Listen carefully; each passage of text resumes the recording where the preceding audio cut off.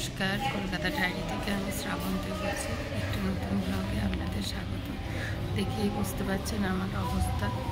আমার মেয়ে তো হসপিটালে অ্যাডমিট ছিল, তার সাথে সাথে আমিও টেনশন না নিতে পেরে নার্ভ ফেল করে আমি অসুস্থ হয়ে পড়েছিলাম। তো একটি ছোট ভিডিও আপনাদের সামনে ধরছি। এখন ভিডিও করার মুহূর্ত নয়, কিন্তু আমরা যেহেতু ইউটিউব চ্যানেলে এসেছে আমাদের ভিডিও করতেই হয়, তাই জন্য ভিডিওটি করছি, দেখতে থাকুন। আমি কেপিসি হসপিটালেই ছিলাম। খুব শরীর খারাপ আমার, আমাকে এত তাড়াতাড়ি ছুটি দিত না, কিন্তু মেয়ের ছুটি হয়ে গেছে বলে আমি নিজে ছুটি নিয়ে নিলাম। খুব শরীর খারাপ, এবং কেপিসি হসপিটাল আমার কাছে ভগবান, এটা আমি ভালো করে জানি। আগেও জানতাম, এখনও জানি। এটা হচ্ছে কেপিসি হসপিটালের 2 নম্বর গেট। 2 নম্বর গেটের সামনে আমি বসে আছি মেয়ের অপেক্ষায়।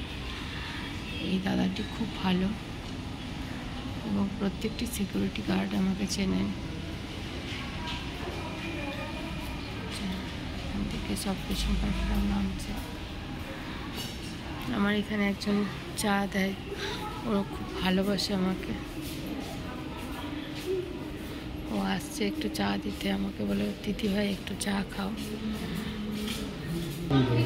না, এই যে এই ভদ্রলোক আমাকে খুব ভালোবাসে, এই ভদ্রলোক খুব ভালোবাসে, এ চা দেয়, আমাকে খোঁজ করছিল। বলো, তুমি বলো যে আমাকে দেখতে পাচ্ছিলে না বলে সেটা বল। স্বাভাবিক, আমি তো ভাবলাম যে ছুটি হয়ে গেছে মেয়ের, ওই জন্য চলে গেছে বাড়ি।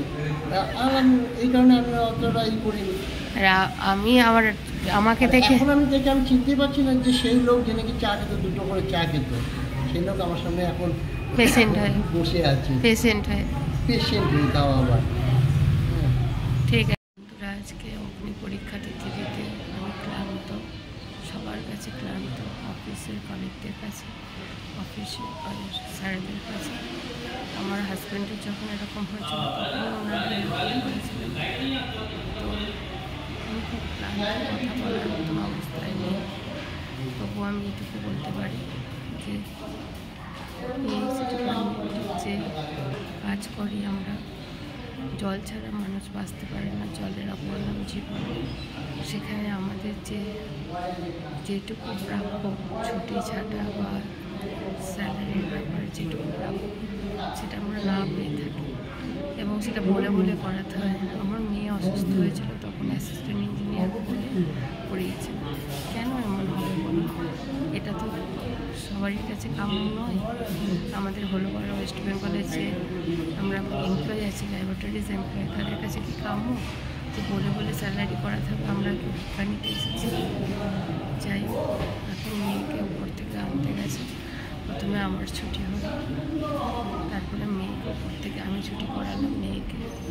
মানে খুব অসুস্থ, কথা বলতে পারছি।